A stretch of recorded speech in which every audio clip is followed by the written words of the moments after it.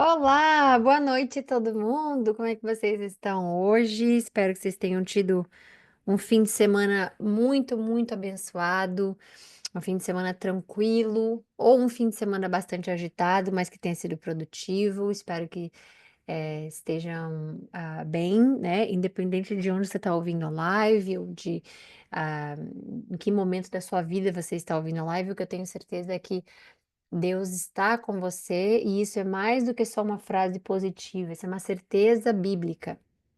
Então, que você acredite como a certeza bíblica, né? Às vezes a gente cansa de ouvir uma coisa que todo mundo fala, ou que virou banal, ou né, repetitivo. Ai, todo mundo fala isso, né? Deus está comigo, Deus é fiel, mas isso é um princípio bíblico, então é algo para você de fato acreditar, não duvidar, não questionar e de fato ter certeza de que Ele está com você, tá bom? Então vamos fazer a nossa oração para iniciar aqui hoje, nossa segunda-feira. Jesus, obrigada por esse momento. Nós todos aqui estamos agradecendo, todos nós estamos unindo a nossa fé para colocar nas nossas orações a gratidão, a graça que é poder ter acesso à Sua palavra, poder conversar com o Senhor livremente, né? Conversar com o Senhor sabendo que o Senhor escuta.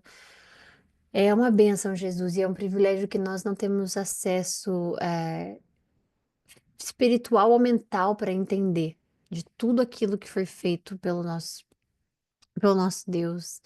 É, É difícil da gente compreender, Pai. E o Senhor sabe, nós somos limitados, né? Então, desde o início, seus planos de redenção, seu único plano, na verdade, de redenção, Cristo, e todos os seus outros planos para ajudar a sua nação, seu povo, foi feito muito lá de trás, e com a sua graça, a sua misericórdia e piedade, depois da queda do homem, a gente tem a certeza de que o Senhor vem acompanhando todos nós com muita paciência, ensinando a virtude da paciência, como a palavra diz que ela é, né? Ensinando o perdão. E tudo isso reflete em quem nós podemos também ser.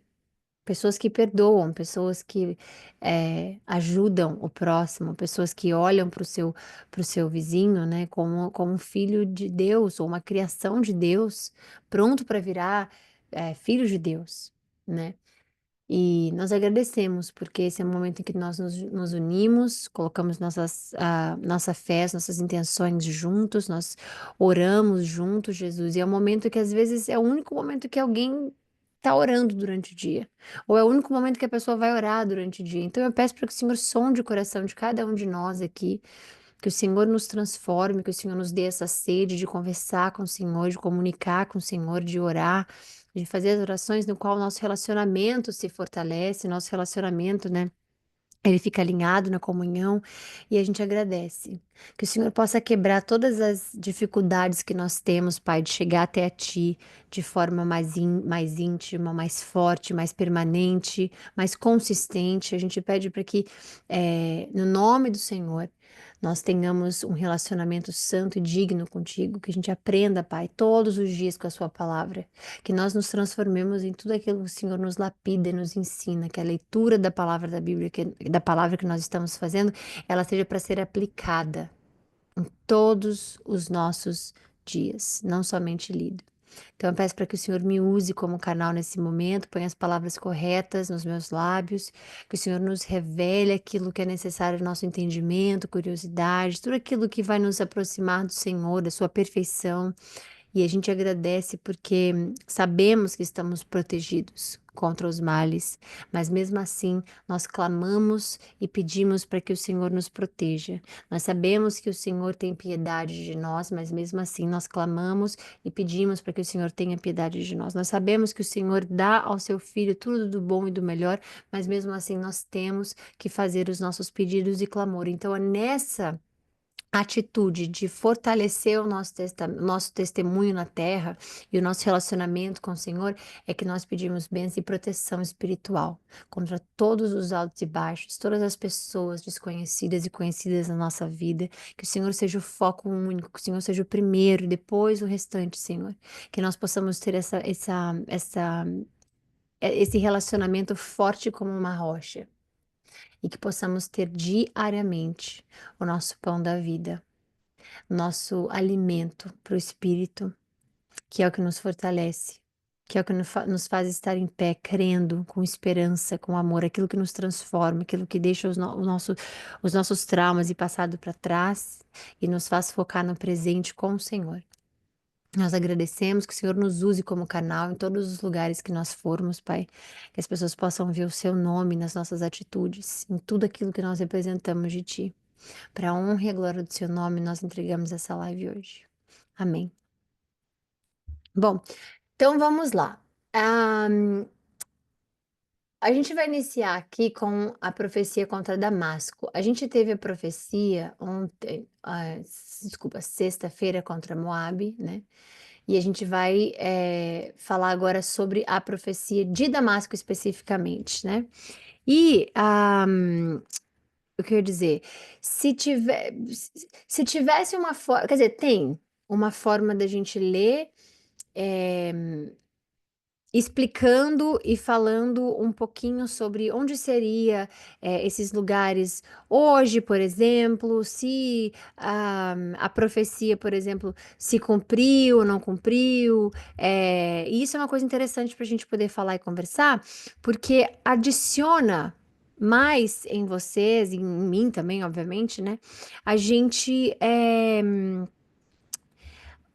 adiciona um elemento a mais. Lembra quando a gente tinha mapas, né? Que a gente achava que era, nos fazia, não é que a gente achava, né? Mas que a gente se aproximava bastante mais de Deus, assim, no sentido de entender, nossa, isso aqui veio disso, aquilo veio daquilo, então eles estão andando por aqui. A gente imaginar mesmo, né? A gente fazer essa parte lúdica do nosso, das nossas leituras. Então, é, vamos iniciar com a de Damasco, mas eu queria só passar um pouquinho assim na que nós lemos na sexta-feira, porque como a gente começou as profecias, né, contra os lugares, eu acho que vale a pena para que a gente não fique perdido. Né? Tipo assim, onde é Moabe? O que que é Moabe? O que que tem a ver essa profecia? E aconteceu e não aconteceu. Então, a gente vai passar muito rápido, tá bom? Porque nós já lemos, obviamente, a parte de Moab, né? Então, não vou ler de novo, tá? A gente vai só falar especificamente. Então, os Moabitas, né? A gente sabe que eram descendentes de Ló, né? A gente já falou sobre isso, das filhas de Ló, que embriagaram o pai, e por conta deles terem saído de Sodoma e Gomorra, elas não tiveram marido e filhos, então elas tinham que continuar com a linhagem, digamos assim, né, deles, a descendência deles, então elas acabam tendo, né, relacionamento com o pai. Então nós sabemos que são descendentes de Ló, especificamente. Desse incesto que houve naquela época, ok? Então, Ló era sobrinho de Abraão, ok? Isso lá em Gênesis, lá atrás. Moabe, hoje, seria numa região que vocês já ouviram falar bastante, que é Jordânia.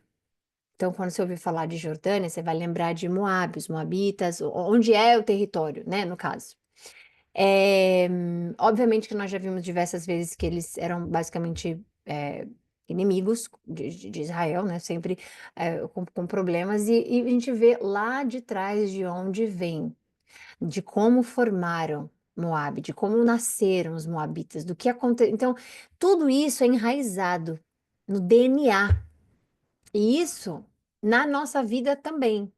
Mas, graças a Cristo, nós temos o poder de quebrarmos muitos ciclos viciosos que vêm de descendência de nossos descendentes, nossa família. Na minha família, todo homem faz isso, toda mulher faz aquilo, todo filho faz isso, é isso. Não é necessário. Com Cristo, Ele nos ensina a ter um relacionamento com Ele, não com a cultura, não com a tradição, não com Ele. Então, a cultura, a tradição naquela época, ela, como hoje também, obviamente, né, ela dá uma identidade para as nações, obviamente, isso a gente não tem como tirar. Mas quem você é, a sua identidade, não num contexto, não num contexto plural, no sentido você ser parte da sociedade, mas você ser um filho de Deus, tem a ver com o seu relacionamento com Cristo, somente, ok? Então, é, é isso. Então, basicamente, né? Mas não se esqueçam que existem muitas coisas boas que podem acontecer dentro de um propósito em uma situação ruim que tenha acontecido, né? Porque é importante você lembrar que Ruth, vocês, obviamente, vocês lembram da história de Ruth, a Ruth era moabita, né? E ela faz parte da linhagem de Davi, porque graças a ela, Jessé, o marido que ela casou, né? Aí Jessé, Davi e Cristo. Então, não é que seja algo negativo para que se leve como se fosse uma. É isso que a gente está falando aqui agora, de você quebrar essas, né, essas. As pessoas dizem que são maldições, essas coisas. Então, é interessante ver como que é, né? Então, a profecia contra Moabe que, né, é para ser devastada, destruída, tudo mais que nós já lemos, ela já aconteceu, porque ela foi conquistada pelos assírios, tudo isso que nós já lemos, ok? Então, essa parte já aconteceu. A outra parte também, que era o pedido deles de refúgio, que eles iam sair e tudo mais, também já aconteceu, porque ela foi destruída pelos assírios também. E, obviamente, que nunca mais recuperou o poder que ela tinha de antes, tá? Então, quando você pensar em Moabe, desculpa, só beber uma água, porque uma coisa na minha garganta.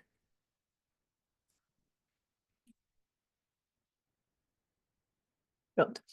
Então, obrigada. Então, o território de Moab, especificamente, ele fica na região da Jordânia, só para você saber. E essa profecia, em relação a Moab, aconteceu. Agora a gente vai começar a de hoje, Damasco. Então, a gente vai iniciar a leitura. Então, a advertência contra Damasco. Damasco deixará de ser cidade. Onde será Damasco? Hoje é a Síria. Porque a capital da Síria ainda é Damasco. Se vocês ainda não sabiam nessa parte, ainda é a capital. Então, qual é a capital da Síria? Damasco. Então, onde seria hoje, continua sendo Damasco, capital da Síria, tá bom? Então, ele fala: Damasco deixará de ser cidade e ela se tornará um monte de ruínas.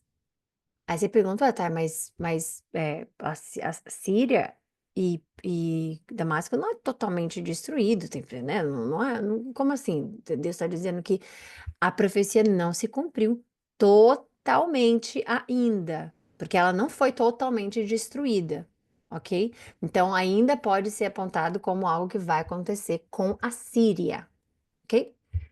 Mas nós sabemos, obviamente, quanto sofrimento e quantas coisas acontecem naqueles lugares. Então, especificamente nesses lugares mais bíblicos, né, digamos assim. Então, Damasco deixará de ser cidade, se tornará um monte de ruínas. As cidades de Aroer serão abandonadas, serão dos rebanhos que ali se deitarão, e ninguém os espantará. Efraim deixará de ser uma fortaleza e Damasco uma realeza. O remanescente de Arã será como a glória dos israelitas, declara o Senhor dos exércitos. Naquele dia, a glória de Jacó definhará, e a gordura do seu corpo se consumirá. Será como quando um ceifeiro junta o trigo e colhe as espigas com o braço. Como quando se apanham os feixes de trigo no vale de Refaim. Contudo, restarão algumas espigas, como quando se sacode uma oliveira. Ficam duas ou três azeitonas nos galhos mais altos, e umas quatro ou cinco nos ramos mais produtivos, declara o Senhor, o Deus de Israel. Naquele dia, os homens olharão para aquele que os fez e voltarão os olhos para o Santo de Israel. A gente está vendo um S maiúsculo, obviamente, é, Cristo, né? Não olharão para os altares, ou seja, não terá a idolatria, obra das suas mãos, feitura dos seus dedos, nem darão a mínima atenção aos postes de Azerá, ou seja, a deusa Azerá, né, que é uma das deusas, e aos altares de incenso. Naquele dia, as suas cidades fortes, ou seja, as suas cidades de refúgio, que nós já falamos sobre cidades de refúgio antes, né? Que tinham sido abandonadas por causa dos israelitas, serão como lugares entregues aos bosques e ao mato. Tudo será desolação, porque vocês se esqueceram de Deus, seu Salvador. E aqui como é que fala? O mais interessante, né, que eu amo, é porque o S maiúsculo aqui também já nos leva a Cristo. Isso é absolutamente, perfeitamente maravilhoso, óbvio. E não se lembram da rocha, R maiúsculo, novamente, Cristo novamente sendo citado em Isaías.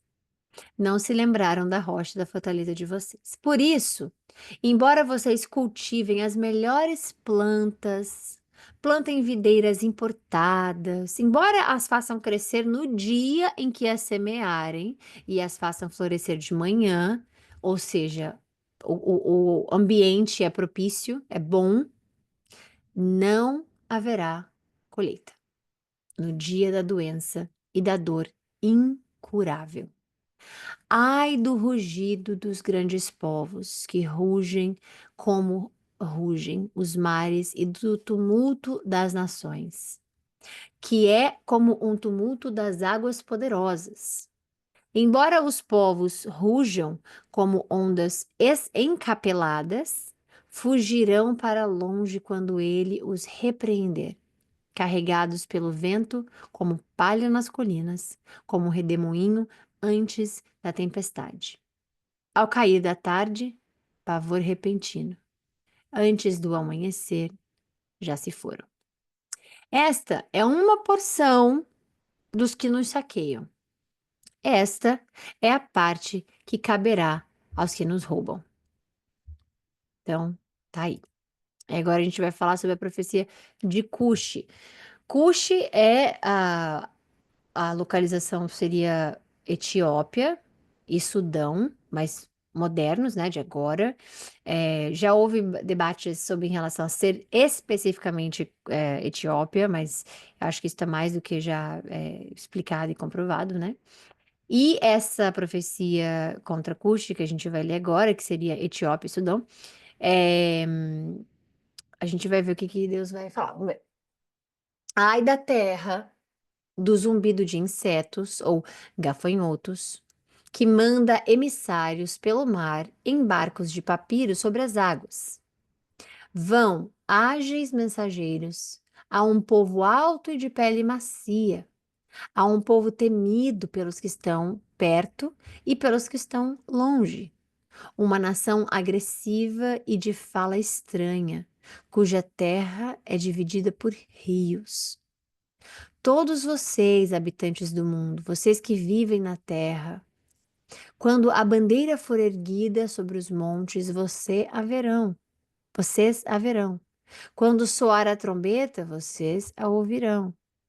Assim me diz o Senhor: do lugar onde moro, olharei quieto, como o calor causado pela luz radiante, como a nuvem de orvalho no calor do tempo da colheita. Pois antes da colheita, quando a floração der lugar ao fruto e as uvas amadurecerem, ele cortará os brotos com as podadeiras e tirará os ramos longos. Todos serão entregues às aves de rapina das montanhas e aos animais selvagens. As aves de rapina se alimentarão deles durante o verão e os animais selvagens durante o inverno. Naquela ocasião, dádivas serão trazidas ao Senhor dos Exércitos, da parte de um povo alto e de pele macia, da parte de um povo temido pelos que estão perto e pelos que estão de longe. Uma nação agressiva e de fala estranha, cuja terra é dividida por rios. Ele repete isso, né? Eu pensei num poema, mas a gente vai falar um minuto, peraí. As dádivas serão trazidas ao Monte Sião, ao local do nome do Senhor dos Exércitos. Então, uma coisa que é legal, interessante de ver aqui, é porque quando você foca por exemplo, em Cuxi, né, ou Etiópia, o Sudão, hoje em dia, por exemplo,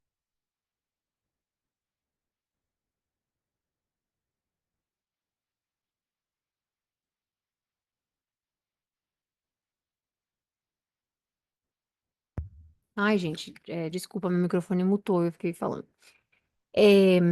Hoje em dia, por exemplo, o que a gente entende, né, é que muitas coisas eram ruins, aconteceram ruins, e que hoje nós temos uma carga de muita dor, sofrimento, trauma para algumas nações, algumas pessoas, e a gente obviamente que não pode deixar de incluir, né, a Etiópia e Sudão, tudo que acontece nessas nações hoje.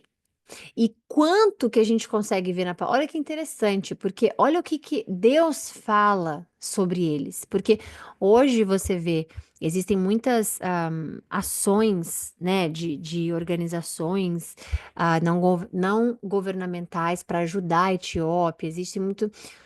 E existe, obviamente, muita dor, né? Então, um povo que foi bastante oprimido. Normalmente a gente precisa entender que aquele que é oprimido é porque tem um quê de medo do seu opressor, né?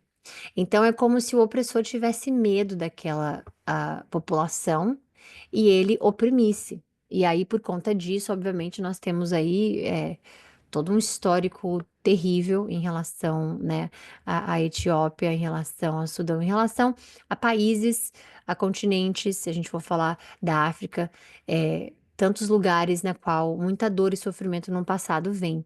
E normalmente aquele que oprime é por medo, né? Isso é uma coisa, não é só nem a gente falar biblicamente falando, mas também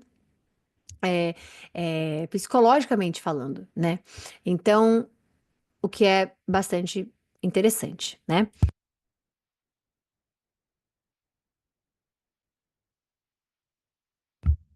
Esse microfone ele é bem sensível, então quando eu toco para segurar nele, ele dá mudo muito fácil, desculpe. É, então, quando a gente está vendo aqui, então quando a gente está vendo aqui, olha o que que Deus fala dessa área específica hoje que a gente está falando, que nós sabemos onde é, né? Parte de um povo alto e de pele macia, da parte de um povo temido pelos que estão perto e pelos que estão longe. Uma nação agressiva e de fala estranha, cuja terra é dividida por rios. Então, quando você vê isso aqui, parece que Deus está falando: olha, eles são temidos, né? E você, obviamente, na vida, você é temido quando você tem, né? Quando você tem muito valor, quando você tem algo é, especial e algo, né? Então, isso é algo para a gente pensar, que olha como a Bíblia fala especificamente, né? Sobre Cuxi, né? No caso. Então, vamos lá. E que para que você não se esqueça, só para a gente basicamente rápido aqui falar, Cuxi, ele era filho de Cão, né? Cão era quem? Neto de Noé, ok? Então, a origem especificamente da Etiópia, Sudão, é essa parte da África Oriental, tá bom? Então, é isso. Aconteceu já completamente, Thay? A profecia em Cuxi? Não. Parcialmente sim. Por quê? Porque você vê aqui que há um avivamento, né? Quando você vê Deus falando que vai acontecer e tudo mais, né? Você fala, vai haver um avivamento. E de verdade, gente, o cristianismo, ele já cresceu tanto, tanto, tanto na Europa, na Etiópia, e tá crescendo tanto, né? Obviamente que ainda tem um avivamento muito maior que vai acontecer no futuro especificamente, porque ainda assim estamos falando da profecia que ainda não aconteceu completamente, ok? Então, o que é lindo a gente ver, porque a gente vê que Deus fala sobre a redenção até mesmo para esses países que são pagãos, por exemplo, né? O que que é pagão? Que não tem o mesmo Deus, o único Criador e tudo mais. Acreditam em outros deuses, em outro isso, em outro aquilo. Então, sim, ainda tem muita coisa para acontecer e a África, ela pode ter um papel aí muito profético, né? No reino de Cristo, como a gente está vendo aqui, ok? Então, agora a gente vai falar especificamente sobre o Egito. Então, a advertência contra o Egito. Peraí. Vejam, o Senhor. É outra coisa, eu esqueci de falar. É, quem fundou, digamos assim, né? Egito era filho de Cão, que a gente acabou de ver neto de Noé. Ele fundou especificamente, ok? Onde é o Egito. Então, é isso. E vamos ver o que que vai acontecer, porque o Egito também tem uma parte muito importante, não só no passado, como hoje, né? A gente vê ali, ele fica bem entre um caminho, assim, que é uma área bem complicada ali. Então, vamos ler o que acontece. Então, vejam, o Senhor cavalga em uma nuvem veloz que vai para o Egito. Os ídolos do Egito tremem diante dele, e o coração dos egípcios se derrete no íntimo. Incitarei egípcio contra egípcio. Cada um lutará contra o seu. O que é interessante, né? Porque as pessoas às vezes acham que tudo tá muito como é que fala? Separado, assim, tipo, não, de onde vem o Egito? De onde, quem fundou? O Egito não tem nada a ver com a Bíblia. O Egito não tem nada a ver. Gente, foi literalmente filho de Cão, que era neto de Noé, né? Porque tudo partiu daquele momento. Depois que Deus destruiu completamente toda a nação, tudo mais, tudo mais. Tudo mais. Então, tudo que tem na Bíblia, os nomes todos, descendências e blá, blá, tudo aquilo faz parte da vida pós-Noé. O que foi desenvolvido depois, para quem fugiu para um lado, quem fugiu para o outro, outras nações, a gente vai vendo, mas tudo aquilo tá escrito ali porque faz sentido. Então, que engraçado, porque às vezes as pessoas acham assim, mas quem fundou Noé? Tudo parte de Deus, nada foge do que Deus fez, criou, nada. Então ele fala: incitarei egípcio contra egípcio, cada um lutará contra o seu irmão, companheiro contra companheiro, cidade contra cidade, reino contra reino. Os egípcios ficarão desanimados e farei que os seus planos resultem em nada, ou confundirei o seu plano. Depois eles consultarão os ídolos e os espíritos dos mortos, os médiuns e os adivinhos. Então, nós sabemos que, obviamente, o Egito carrega bastante, a gente tem bastante documentação, né? Sobre, muito bem documentado tudo que acontece no Egito, muitas pesquisas e muito, enfim, todas as pirâmides e os símbolos, e nós víamos que eram muitos desses deuses. Era metade homem, metade animal, ou que eles idolatravam, né, especificamente, porque há várias explicações para isso. Ahn, por exemplo, eles adorarem o sol, né? Adorar o sol, por exemplo, é uma das práticas que os egípcios criaram, né? Começaram, iniciaram, sei lá. Então, e eles vêm da família de Noé, né? Então, assim, para você ver como vai indo, como a gente vai se afastando e como as coisas vão. Aí você fala, caramba, mas Noé foi salvo por Deus, e aí que, nossa, mas foi, né? Misraim, que era o filho de Cão, que era neto de Noé. Então, ele fundou e aconteceu isso, né? Então, o Egito, continuando lendo aqui, é como se Deus estivesse falando: olha, ele vai passar pelo juízo, mas a gente continua porque ele vai continuar, ele vai ser restaurado. Então, entregarei, e um feroz dominará sobre eles.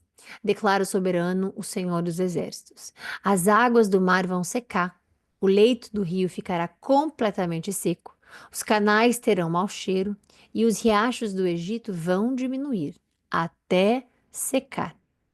Os juncos e as canas murcharão. Haverá lugares secos, ou juncos, ao longo do Nilo e na própria foz do rio. Tudo que for semeado ao longo do Nilo se ressecará. Ressecará. Será levado pelo vento e desaparecerá. Os pescadores gemerão e se lamentarão. Vocês lembram? Moisés foi achado ali, né? Não pelos pescadores, pelos rios, pelo rio que tinha especificamente, Nilo, e a filha do faraó que achou. Então, quando ele fala bastante sobre o Rio Nilo, né, que é, obviamente é um papel muito importante, mas ele fala bastante também sobre os pescadores, tudo que tinha a ver com o rio, com água, com tudo isso, né, o rio, os canais, então tudo isso que Deus está explicando. Então, ainda não completou-se, obviamente, todo esse cumprimento profético sobre o Egito, ok? Não totalmente, mas calma. Porque o Egito ele já foi por diversas vezes julgado 1000 vezes, mas a restauração mesmo final ainda não aconteceu. E obviamente que o Egito tem um papel muito importante no reino milenar, que são os 1000 anos, que a gente vai falar isso mais lá na frente. Obviamente mostrando que Deus, né, pode restaurar qualquer nação e tudo mais. Então, porque o perdão de Deus, gente, é o que a gente sempre fala aqui, a cruz, ela só representa uma coisa, o perdão. A cruz não é o sofrimento, a ressurreição, né, também, mas ela é o perdão. Se Cristo morreu naquela cruz foi para nos perdoar e nos reconciliar com Deus. Porque tudo aqui que a gente está vendo, eles não são reconciliados com Deus. Tudo que a gente está lendo, 19, 20, 21, 22, qual capítulo que você quiser, não há reconciliação, a não ser em Cristo. Então, obviamente que Deus tem uma misericórdia e um perdão que a gente não consegue nem explicar, né? Os fundamentos serão esmagados e todos os assalariados ficarão abatidos. Os líderes de Zoan não passarão de insensatos. Os sábios conselheiros do faraó dão conselhos tolos. E como então vocês podem dizer ao faraó: sou um dos sábios discípulos dos reis da antiguidade? Onde estão agora os seus sábios? Que mostrem a vocês e lhes façam saber, e que o Senhor dos exércitos planejou contra o Egito. O que o Senhor dos exércitos planejou contra o Egito? Tornaram-se tolos os líderes de Zoan e os líderes de Mênfis são enganados. Os chefes dos seus clãs induziram o Egito ao erro, porque isso é importante. Aquele que lidera, aquele que tem um pouquinho só de influência sobre um grupo, ou sobre uma nação, ou sobre, né, sobre você mesmo, importa.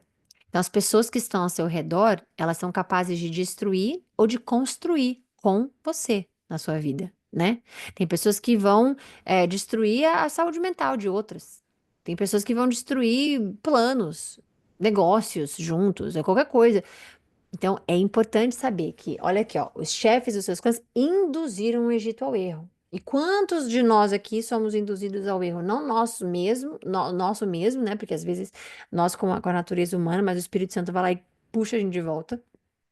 Ou amigos, com amigos, de outros amigos, ou pessoas muito próximas. Então, importante o seu relacionamento individual com Cristo para que você tenha sempre, você ore sempre pela sua, como é que diz? Pela sua saúde física, mental, pela sua força, pela sua consistência na palavra, pela sua como é que diz? Convicção, que é uma das coisas que o Espírito Santo nos dá também, né? Então é importante, ok? O Senhor derramou neles um espírito que os deixou desorientados. Eles levam o Egito a cambalear em tudo que faz, como um cambaleio bêbado em volta do seu vômito. Não, peraí, desculpa, nada há que o Egito possa fazer, nada que a cabeça ou a cauda, a palma ou o junco possam fazer. Naquele dia os egípcios serão como mulheres, tremerão de medo diante do agitar da mão do Senhor dos Exércitos, que se levantará contra eles. Judá trará pavor aos egípcios. Todo aquele que mencionar o nome de Judá ficará apavorado por causa do plano do Senhor dos Exércitos contra ele. Aqui, estou sentindo só uma coisa de correção. Naquele dia, os egípcios serão como mulheres. Ponto. Aí aqui continua. Eles tremerão de medo diante do agitar. Só para. Não sei, tô sentindo de falar isso. Naquele dia, 5 cidades do Egito falarão a língua de Canaã e jurarão lealdade ao Senhor dos Exércitos. Uma delas será chamada Cidade do Sol. E, né, olha que interessante, porque eles cultuam o sol bastante, né?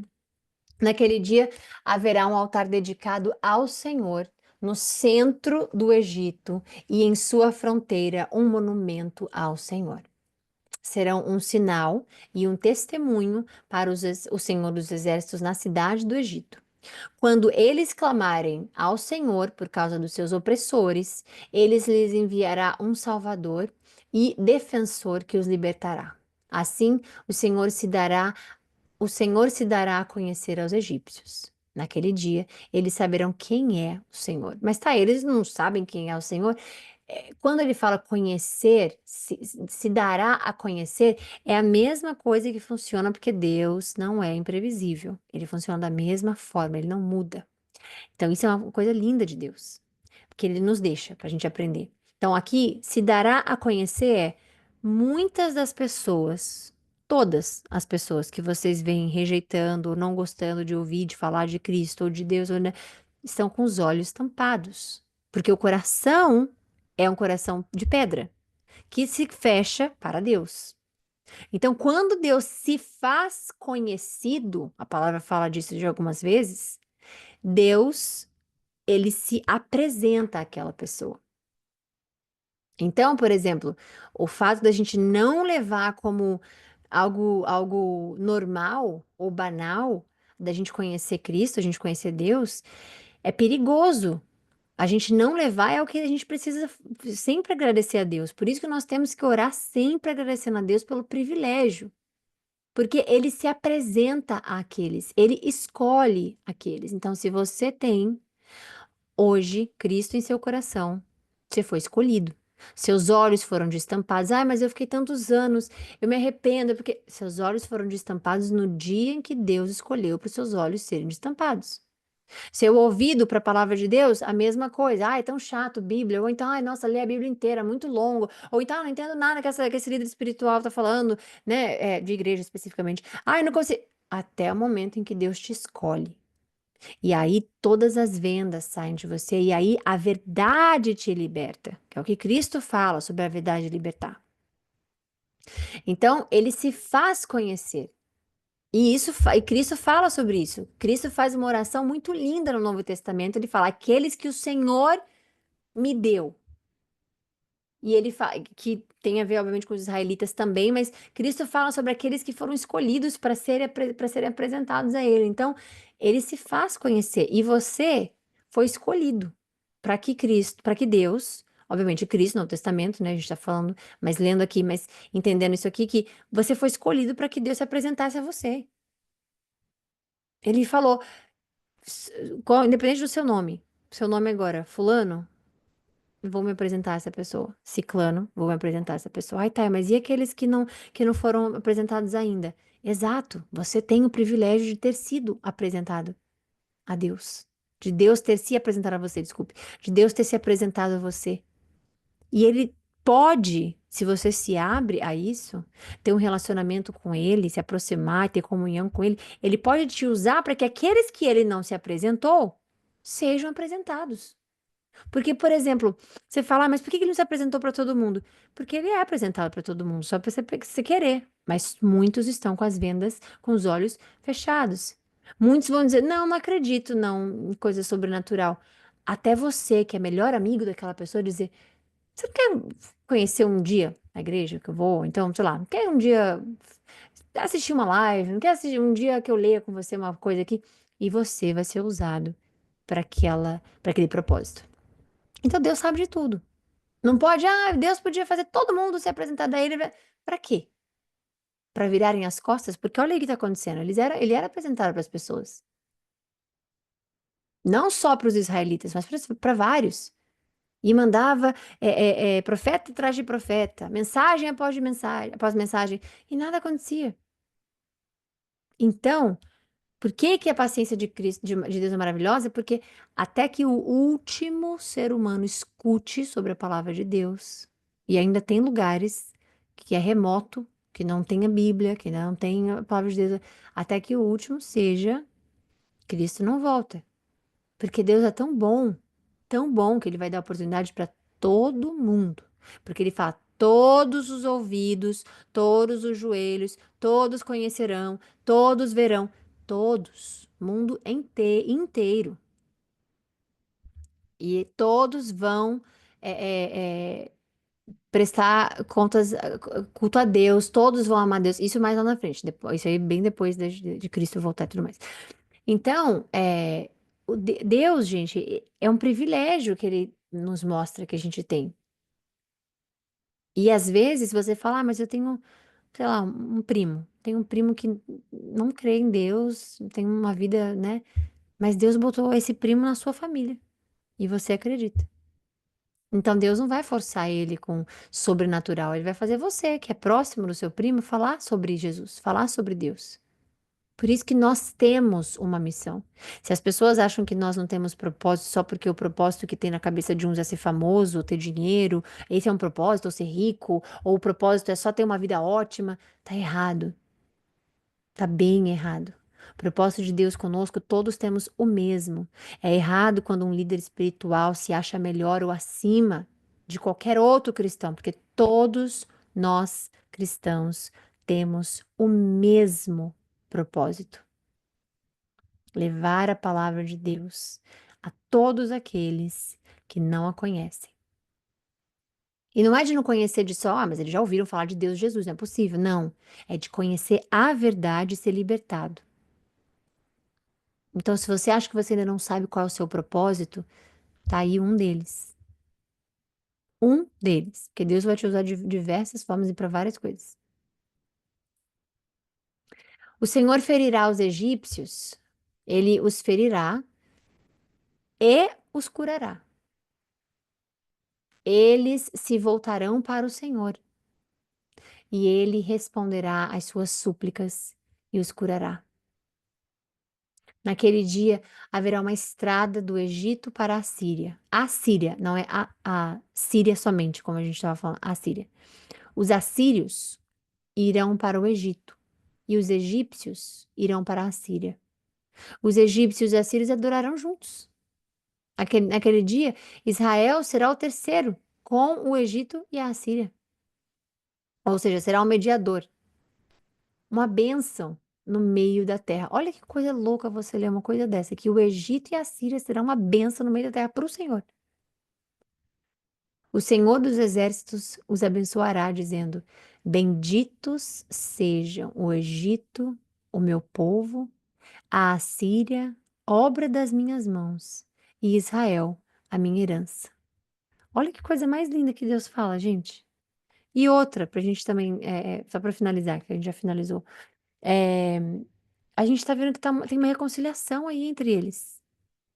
Deus literalmente faz uma reconciliação entre eles. Então, olha que Deus maravilhoso, coisa mais linda que a gente tem, né? E é isso, tá bom? Finalizamos hoje aqui, a gente volta amanhã, se Deus quiser, para honra e glória do Senhor Jesus Cristo. A gente volta com mais profecias, agora contra o Egito e contra Cuxi, depois Babilônia, né? Jerusalém, então vamos lá. E aqui, obviamente, a gente já está no meio, já estamos adentro de todas as profecias que a gente vê falando sobre Isaías. Ah, Isaías tem profecia contra os países, Isaías tem profecia lá em Apocalipse, já estamos falando sobre elas, né? Algumas. Então, é isso, tá bom? Então, vamos finalizar aqui hoje e aí amanhã, se Deus quiser, a gente volta para o negócio do Senhor Jesus Cristo, tá bom?